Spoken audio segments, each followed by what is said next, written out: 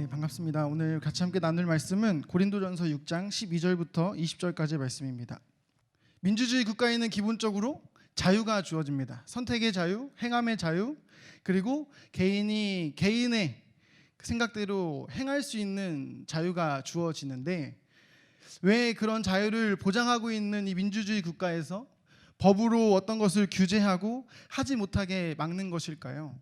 그리고 왜 사람들은 그것을 따르지 않고 숨어서 몰래 하는 것일까요? 먼저 정부는 그런 규제하고 제약하는 것들이 나쁜 것이기 때문에, 그리고 민주주의 국가로서 모든 국민에게 선한 그런 영향력을 주어야 하기 때문에 이제 마약이나 그런 여러 가지 살인, 어떤 범죄적인 것들을 법으로 규제하고 그리고 제약하고 있는데요. 그것이 지켜져야 사회가 바르게 세워져 가고, 그리고 바르게 이제 이끌어져 가기 때문에 정부는 그렇게 하는 것이고, 그리고 그 정부에 속한 국민인 우리는 그것을 따라야 하는 의무가 있다라는 것입니다. 어쩌면 우리 그리스도인들에게도 마찬가지의 그런 기준이 적용이 되어야 하지 않을까라는 생각을 합니다. 그리고 그 기준은 어디에 있나요? 바로 말씀에 있겠죠. 하나님의 말씀을 기준으로 하나님께서 정해주신 그 길을 따라 우리가 살아가고 나아가는 게 그리스도인 하나님 나라에 속한 백성으로서 지켜야 하는, 그리고 따라야 하는 규칙이고 법칙이다라는 것입니다. 그런데 오늘 고린도 교회의 말씀을 보게 되면 그러한 규칙이나 그러한 하나님의 말씀에 있어서 적용되어지는 부분에, 그리고 교회 안에 선포되어지는 부분에 있어서 오류가 생겨나고 그리고 문제가 발생했습니다.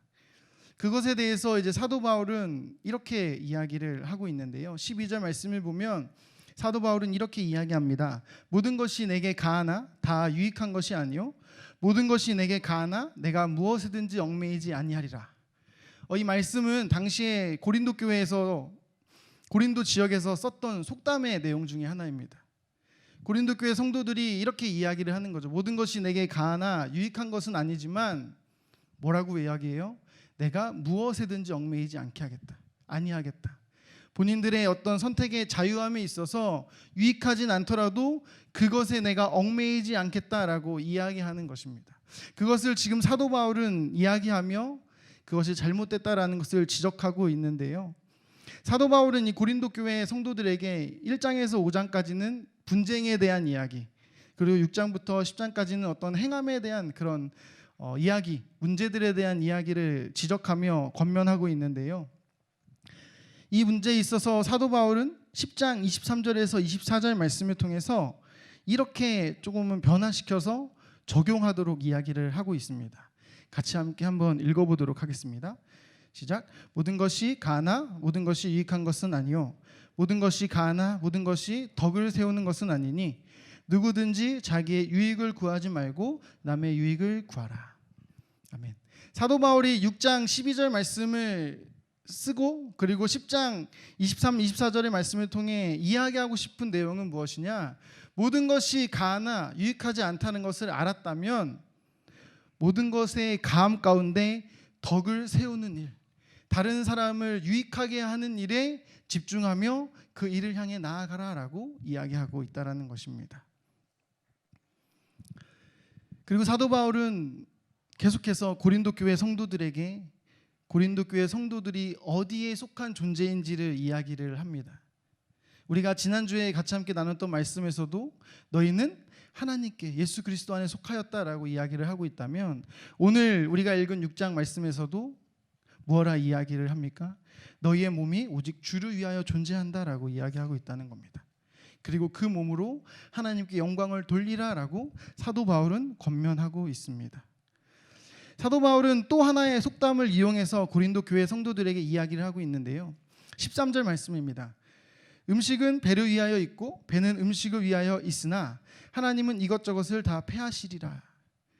음식은 배를 채우기 위해 존재합니다. 그리고 우리의 배는 그 음식을 먹기 위해 존재한다. 서로 간에 필요, 상대적으로 서로가 서로를 필요로 하고 서로가 서로에게 도움이 된다라고 이야기하는 그 속담 속에서 이제 고린도 교회 성도들은 이렇게 이야기하죠. 하나님은 이것, 음식과 배를 다 폐하시리라라고 이야기하고 있다는 겁니다. 무슨 말이냐? 어차피 하나님께서 다시 오실 때에 폐하여질, 쓸데없어질 이 몸을 우리가 쓰고 싶은 대로, 하고 싶은 대로 해도 문제가 되지 않는다라고 이야기하기 위해서 이 속담을 인용해서 이야기하고 있다는 겁니다. 그것에 대해서 사도 바울이 지적하고 싶은 것은 바로 이거죠. 몸은 음란을 위하여 있지 않다라는 겁니다. 당시에 고린도 교회에 어떤 문제가 있었느냐? 음란함의 문제가 있었습니다. 두 가지의 음란함의 문제가 있었는데요. 먼저는 5장의 말씀을 보면 근친상간에 대한 문제가 있었습니다. 그리고 또 다른 6장의 말씀을 보면 남색하는 부분에 대한 문제도 있었던 것 같습니다. 근친상간의 문제는 아버지의 아내를 취하고 탐하는 것을 당연하게 여기고 그것을 교회 안에서 숨기는 게 아니라 오픈하며 이야기했다는 거죠. 그리고 또 하나의 다른 음란의 문제는 무엇이냐? 우상숭배와 관련된 문제입니다. 당시에 시대적으로 이제 여기서 성경이 이야기하고 있는 창녀라고 표현을 하고 있는 그 음란한 여인들을 어디에 가서 만날 수 있느냐? 바로 이방 우상을 섬기는 신전에서 만날 수 있었습니다. 그 음란한 여인들과의 관계를 통해서 신을 만나거나 아니면 그 관계를 통해 거룩해질 수 있다라는 그 이방의 그런 어떤 제사의 문화 중에 하나로서 이제 음란한 여인들이 이방 우상의 신전에 있었고 그리고 그곳에서 관계를 가지며 우상 숭배도 같이 했다라는 것을 이야기하는 것이죠. 그러니까 지금 고린도 교회에는 굉장히 큰 문제가 있는 겁니다. 사회적으로, 도덕적으로, 그리고 하나님께서 분명히 아니라 하셨던 그 행동의 내용들이 고린도 교회 안에서는 해도 되는 것으로 여겨졌고, 그리고 그뿐만이 아니라 하나님 하지 말라고 했던 그 우상 숭배까지 아무렇지 않게 하면서 무엇라 이야기하고 있었느냐? 어차피 이 몸은 필요 없다. 하나님께서 다시 오시면 우리의 영이 하나님 안에 그리고 그 안에서 영광을 받을 것이기 때문이다라고 어쩌면 잘못된 교리가 고린도 교회 안에 퍼졌고 성도들은 미혹하고 있었다라는 것이겠죠. 그 부분에 있어서 사도 바울은 분명하게 이야기하고 있는 것입니다. 이 몸은 없어지는 것이 아니라 이 몸은 너희들이 음란, 너희들의 어떤 쾌락, 욕구를 충분히 해결해도 마음대로 사용해도 되는 몸이 아니라 주를 위하여 존재한 몸이며 그리고 너희들의 그 몸을 위해서 예수 그리스도께서 값으로 사셨다라고, 그렇기 때문에 그 몸을 하나님의 영광을 위하여 사용해야 한다라고 사도 바울이 이야기하고 있다라는 것입니다. 고린도 교회는 굉장히 부유한 교회였습니다. 그 고린도 지역은 부유했기 때문에 똑똑한 사람들도 많았고 지적으로 뛰어났던 사람들도 많이 있습니다. 그래서 사도 바울이 이런 어떤 속담이나 이런 내용을 통해서 고린도 교회 성도들을 권면하는 것에 있어서 거리낌이 없었던 이유가 여기에 있었을 겁니다. 다 이해할 수 있었기 때문에, 충분히 이해할 수 있고 충분히 알아들을 수 있는 지적 능력을 가졌기 때문에 사도 바울은 그들의 지식을 이용해서 너희들의 그 지식이 헛된 지식이다, 너희들의 그 잘못된 지식으로 인해서 어긋났던 것을 바로 잡아야 한다라고 권면하고 있는 것이죠. 하나님께서 이 세상을 창조하셨습니다. 그리고 하나님께서 이 세상에 남자와 여자를 만드셨죠. 그 이외에 다른 성을 하나님께서 만드시지 않았습니다. 그런데 지금 이 세상은 남자와 여성 이외에 다른 제3의 성이 있다라고 이야기를 합니다. 그리고 교회도 그 가치를, 그 흐름을 따라가야 한다라고 이야기를 하죠. 사실 우리는 하나님께서 이 세상에 보내신 자들이기 때문에 이 세상의 것을 따라야 하는 것은 분명히 맞습니다. 세상의 법을 지켜야 하고 세상의 법 안에서 우리가 살아가야 하는 것도 분명히 맞지만, 우리가 진짜 기준을 가지고 우리가 진짜 지켜나가야 하는 것의 진리와 그리고 붙잡아야 하는 것은 하나님의 말씀이다라는 거죠. 그렇기 때문에 우리는 그 동성애의 문제에 있어서 잘못되었다, 우리가 따를 수 없다라고 이야기를 한다는 것입니다. 비록 세상이 우리를 고립하고 비록 세상이 우리를 비난하고 손가락질한다 하더라도 우리는 하나님의 말씀을 지켜야 하는 이유가 여기에 있는 것입니다. 고린도전서 6장 19절 20절 말씀에서 이렇게 사도 바울은 그 고린도 교회 성도들에게 이야기합니다. 너희 몸은 너희가 하나님께로부터 받은 바 너희 가운데 계신 성령의 전인 줄을 알지 못하느냐? 너희는 너희 자신의 것이 아니라 값으로 산 것이 되었으니 그런즉 너희 몸으로 하나님께 영광을 돌리라. 조금 전에도 우리가 같이 함께 이야기했던 값으로 사셨다는 것. 돈을 주고 사신 것이 아니라 예수 그리스도의 목숨을 대신 내어주심으로 우리를 사셨다라고 성경은 이야기하고 있습니다. 그러면서 우리의 몸이 우리의 것이 아니다라고 이야기하고 있다는 겁니다. 그렇다면 우리의 몸은 누구의 것이냐? 바로 우리를 십자가에 죽으심으로 그 값주고 사신 예수 그리스도께 우리가 속해 있다라는 것이죠. 그래서 우리는 무엇라 이야기합니까? 예수 그리스도를 교회의 머리요, 우리는 그 몸된 각각의 지체다라고 이야기하고 있다는 겁니다. 그리고 한 사람 한 사람을 교회다라고도 우리가 이야기를 하고 있습니다. 그 하나님께 속한 자로서 우리가 어떻게 살아가야 하느냐? 살아감에 있어서 조금은 모순될 수 있지만 하나님께서 우리에게 자유함을 주셨습니다. 진리를 아는 자들에게 그 자유함을 주셨다라고 성경은 이야기하고 있는데, 그 자유는 흔히 우리가 생각하는 자유로움과는 다른 자유입니다. 저희 집에 3명의 아이가 있는데요. 그 3명의 아이들과 함께 이제 집에서 지내다 보면 진짜 쿵쿵쿵쿵 대고 막 시끄럽게 뛰어다니기도 합니다.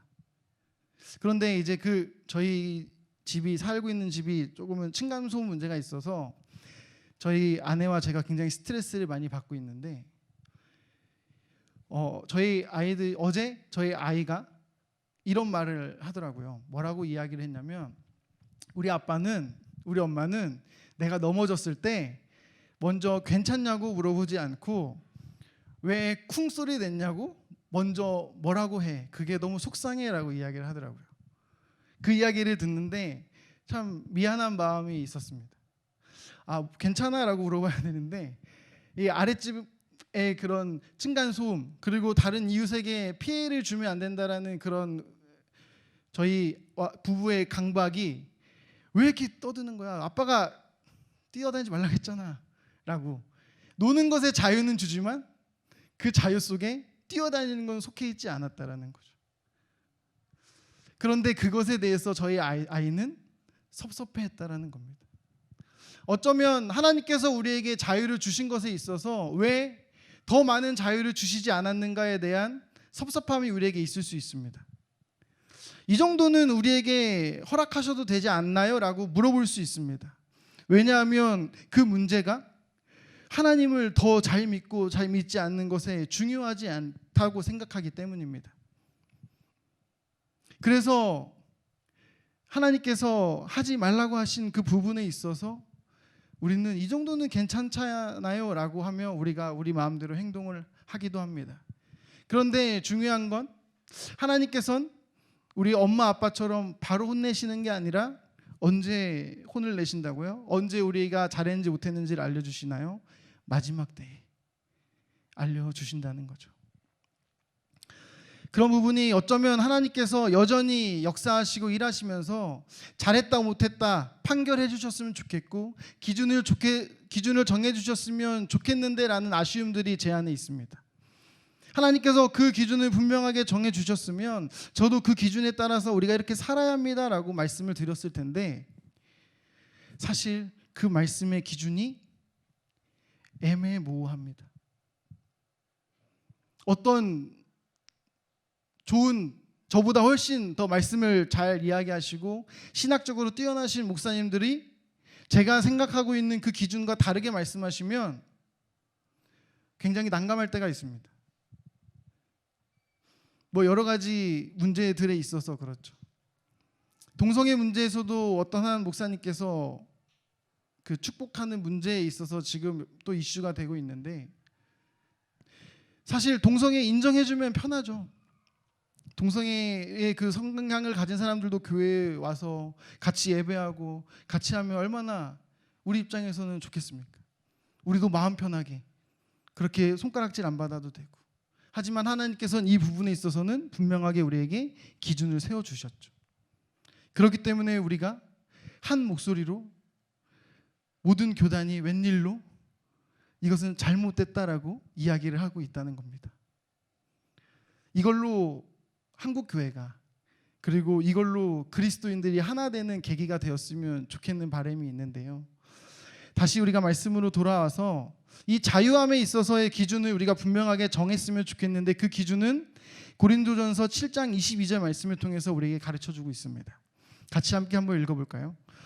주 안에서 부르심을 받는 자는 종이라도 주께 속한 자유인이요, 또 그와 같이 자유인으로 있을 때에 부르심을 받은 자는 그리스도의 종이니라. 아멘. 우리가 하나님께 부르심을 받은 그 안에서 우리는 자유인이라고 칭함을 받지만, 그 안에 우리가 뭐라고요? 그리스도의 종이라는 것을 잊지 말아야 한다는 겁니다.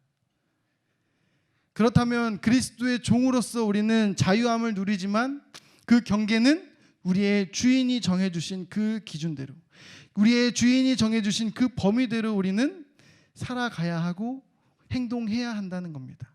그 범위 안에서의 자유함을 허락해 주셔서 자유인이라고 우리에게 이야기해 주셨다라는 것을 우리가 기억해야 한다는 겁니다. 그러한 부분에서 저는 여러분들과 함께 이 자유함의 표본, 참된 그리스도인의 자유함의 표본의 대상을 한 명 소개해 드리려고 합니다. 바로 누구냐면 요셉입니다. 요셉 잘 아시죠?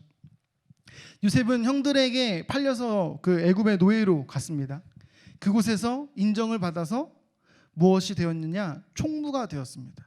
그 가정을 전체를 총괄하는 총무가 되었는데, 거기에서 문제가 발생하게 되죠. 어떤 문제가 발생합니까? 그 주인의 아내가 요셉을 유혹합니다. 그때의 요셉은 우리가 따라야 하는 그 기준의 표본의 그 말씀에 그대로 이렇게 선포를 합니다. 같이 함께 한번 이것도 읽어봤으면 좋겠는데요. 창세기 39장 8절 9절입니다. 같이 읽겠습니다. 요셉이 거절하며 자기 주인의 아내에게 이르되, 내 주인이 집안의 모든 소유를 간섭하지 아니하고 다 내 손에 위탁하였으니 이 집에는 나보다 큰 이가 없으며 주인이 아무것도 내게 금하지 아니하였어도 금한 것은 당신뿐이니 당신은 그의 아내임이라. 그런즉 내가 어찌 이 큰 악을 행하며 하나님께 죄를 지으리까. 요셉은 주인이 자신에게 주신 그 책임감과 그리고 자유의 범위를 분명하게 알고 있었습니다. 그뿐만이 아니라 그 행동에 있어서 이 행동이 하나님 앞에도 큰 악이라는 것을, 또 말씀에 대한 기준도 분명하게 가지고 있었습니다.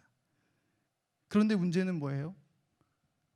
이렇게 세상의 법도 잘 지키고 하나님의 법도 잘 지키면 칭찬을 받고 높임을 받고 잘 돼야 되는데, 이 일로 인해서 요셉은 다시 감옥으로 가게 된다는 겁니다.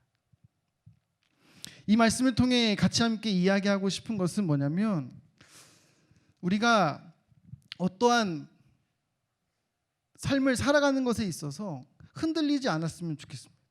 일희일비하지 않았으면 좋겠습니다. 하나의 작은 것에, 하나의 어떤 내가 생각하는 큰 것에 넘어지거나 무너지거나 타협하지 않는 그런 신앙의 모습이 우리 안에 있었으면 좋겠습니다. 왜냐하면 결과적으로 요셉하면 우리는 뭐가 떠오르나요? 감옥에 갔던 요셉이라고 떠오르나요? 애굽의 총리가 된 요셉을 떠올리죠. 하나님께서는 그러한 길을 향해 나아가는 우리를 통해서 하나님의 일을 하시고 하나님의 계획을 이루신다는 것을 우리가 꼭 기억했으면 좋겠습니다. 그리고 그 하나님의 일하심과 하나님의 계획하심은 우리가 어떤 하나의 것에 판결이 나고 결정이 되는 것이 아니라 마지막 때에 예수 그리스도께서 다시 오시는 그날 가운데 판결이 되고, 그리고 그 상황 속에 인정이 되며, 그때는 우리가 애굽의 총리가 아니라 하나님의 아들로, 하나님의 자녀로 그 하나님 보좌 우편에서 큰 영광을, 그리고 함께 이 세상을, 그 예수님이 오신 이후에 그 세상을 다스리며 살아가게 된다라는 것입니다. 그렇기 때문에 우리의 지금 살아가는 세상은 어쩌면 감옥의 세상일 수밖에 없고 핍박과 고난의 세상일 수밖에 없다라는 것을 우리가 기억했으면 좋겠습니다. 그리고 하나님이 어떤 물질, 성공의 은사를 주셨나요? 저는 그것을 하나님의 어떤 하나의 시련, 주시는 시련으로 바라보았으면 좋겠습니다. 왜 그러냐? 돈이 많아지면 어떻게 되나요? 가장 뭘 하고 싶으세요? 저는 여행 가고 싶어요. 여행 가려면 언제 가야 되죠? 주말에 가야 되죠. 주말에 가게 되면 어떻게 되죠? 주일을 어떻게 보면 거룩히 여기지 못할 수도 있죠. 여행을 그냥 즉흥적으로 가는 게 아니라 어떻게 해요? 계획을 세우죠. 계획을 세우다 보면 어떻게 되죠? 우리의 생각이 온통 여행에 빠지게 됩니다. 그러면 하나님께 드릴 우리의 어떤 말씀이나 기도의 시간이 상대적으로 줄어들게 되겠죠. 뭐 예를 들면 이런 느낌으로 오히려 하나님과 멀어지게 할 수도 있다라는 겁니다.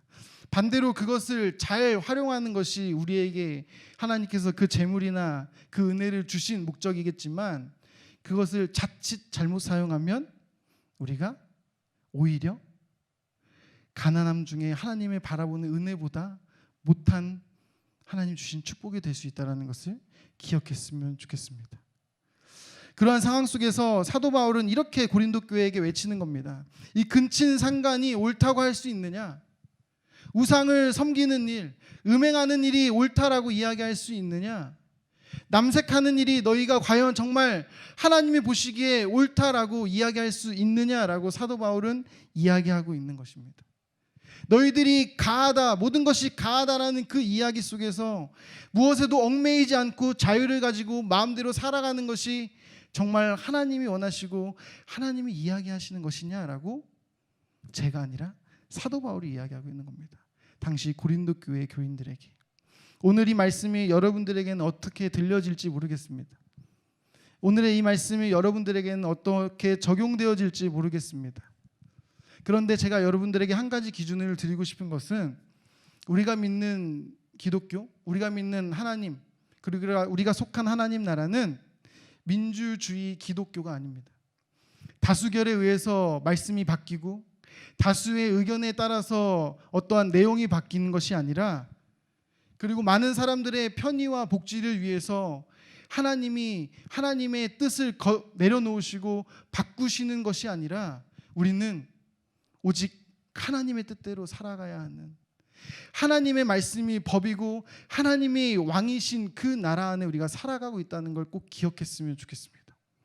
비록 우리가 살아가는 세상은 민주주의 세대이지만 다수결을 따라야 하는 시대이지만 우리가 믿는 하나님은 전적으로 그분을 의지해야 하고 전적으로 그분을 따라야 하는 그 시대적으로 우리가 어떻게 보면 이해하기 어려울 수도 있는 그 하나님의 나라라는 것을 우리가 꼭 잊지 않고 기억했으면 좋겠습니다.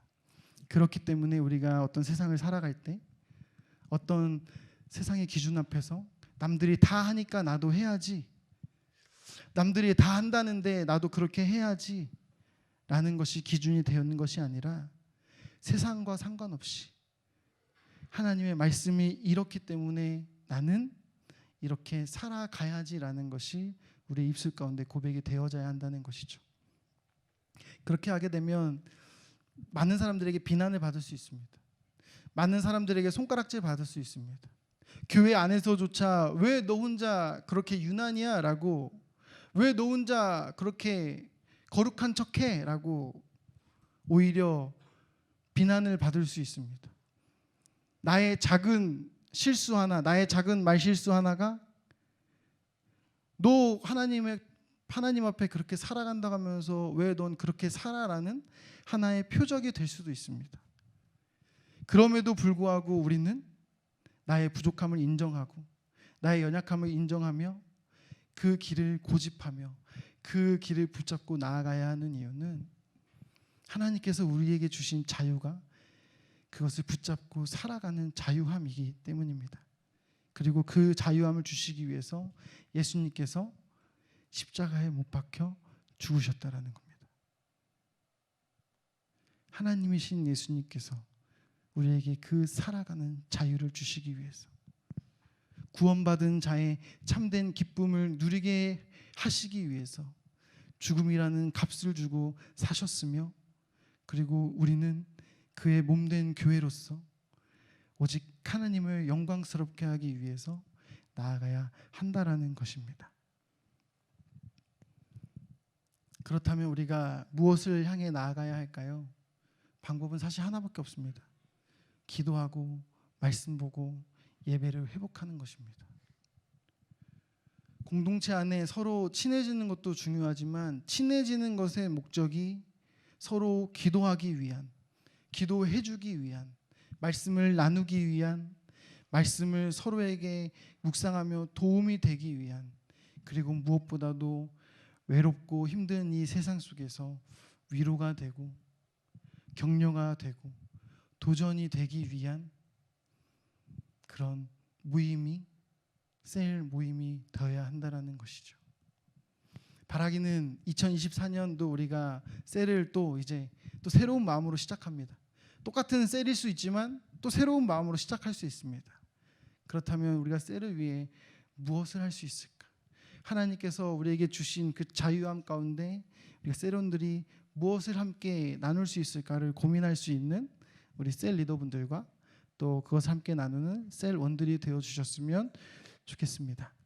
같이 함께 그 하나님을 믿는 자유함 가운데 기도하며 말씀 보며 또 말씀을 나누며 또 기도를 요청하고 서로 해주면서 2024년 한 해 안에 신앙이 성장되어질 수 있는, 그리고 우리 청년부 안에 함께 또 그런 신앙의 원동력이 될 수 있는 그런 귀한 은혜의 시간이 되었으면 좋겠습니다. 우리 같이 함께 찬양하고 기도했으면 좋겠는데요. 우물가의 여인처럼이라는 찬양입니다. 우물가의 여인처럼 난 구했네 헛되고 헛된 것들을 이라는 찬양의 가사가 있는데요.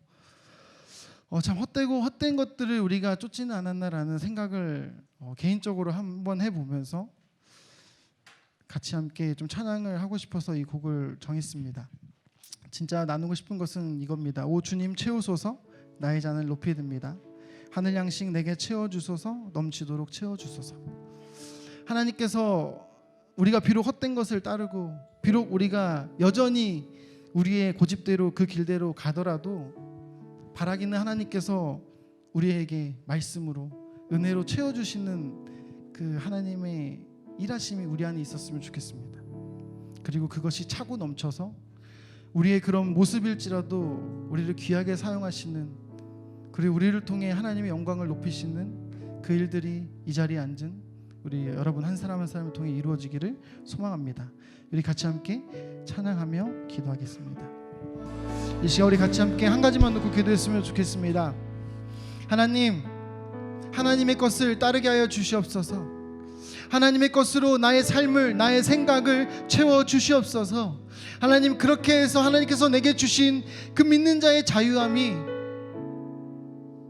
어디까지의 자유함을 누릴 수 있고 어디까지의 범위를 가지고 살아가야 하는지를 기준을 분명하게 세울 수 있는 지혜, 분명하게 기준을 세우고 구별되며 그 경계의 선을 넘지 않는 하나님이 주시는 그 은혜가 나의 삶 가운데 나타날 수 있도록 하나님 채워주시옵소서. 하나님의 말씀으로, 하나님의 기도로, 하나님의 은혜로 채워주시옵소서. 이 시간 하나님의 채우심에 대해서 우리가 같이 함께 기도할 때에 우리 공동체를 위해서도 같이 함께 기도했으면 좋겠습니다. 우리 신용산교회 공동체가 서로의 그 부족함을, 서로의 영적 연약함을 채워줄 수 있는 공동체 되게 하여 주시옵소서. 채움받고 돌아가는 공동체 되게 하여 주시옵소서. 채움 받을 수 있는, 서로 함께 그 잔이 차고 넘쳐 흘러서 그 은혜를 세상 가운데 흘려 보낼 수 있는 우리 청년 공동체 될 수 있게 해 주시옵소서. 나 자신을 위해, 공동체를 위해 우리 같이 함께 기도하며 나가도록 하겠습니다. 기도하시겠습니다.